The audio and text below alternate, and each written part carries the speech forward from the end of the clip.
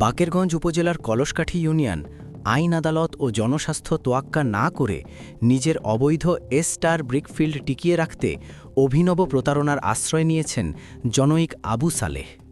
সম্প্রতি আয়োজিত একটি কথিত মানববন্ধনের নেপথ্যে বড় ধরনের আর্থিক লেনদেন ও স্বার্থান্বেষী মহলের কারসাজির চাঞ্চল্যকর তথ্য বেরিয়ে এসেছে। অভিযোগের নেপথ্যে কী? অনুসন্ধানে জানা গেছে, আবু সালেহ তার অবৈধ ইটভাটাটি প্রশাসনের হাত থেকে রক্ষা করতে স্থানীয় কিছু মানুষকে ভুল বুঝিয়ে একটি মানববন্ধনের আয়োজন করেন। লোকচক্ষুর অন্তরানে এই কর্মসূচির মূল উদ্দেশ্য ছিল জনমত গঠনের নামে প্রশাসনকে বিভ্রান্ত করা। 2 লক্ষ টাকার দফা রফা।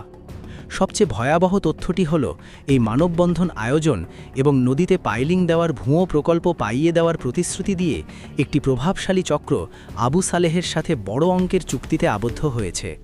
সূত্র নিশ্চিত করেছে যে এই অবৈধ সুবিধা প্রাপ্তির বিনিময়ে ইতিমধ্যে 2 লক্ষ টাকা লেনদেন সম্পন্ন হয়েছে।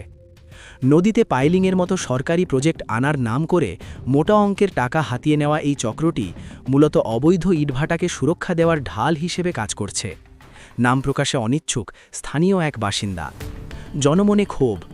অবৈধ ইটভাটার কালো ধোঁয়ায় একদিকে যেমন পরিবেশ বিপর্যয় ঘটছে, অন্যদিকে এই ধরনের সাজানো কর্মসূচির মাধ্যমে সাধারণ মানুষকে ব্যবহারায় এলাকায় তীব্র ক্ষোভ বিরাজ করছে।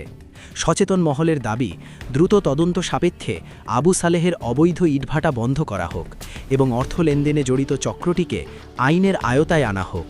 প্রশাসনের পক্ষ থেকে জানানো হয়েছে, অবৈধ ইটভাটার বিরুদ্ধে তাদের অভিযান অব্যাহত থাকবে এবং কোনো ধরনের সাজানো কর্মসূচির মাধ্যমে আইনকে প্রভাবিত করা যাবে না।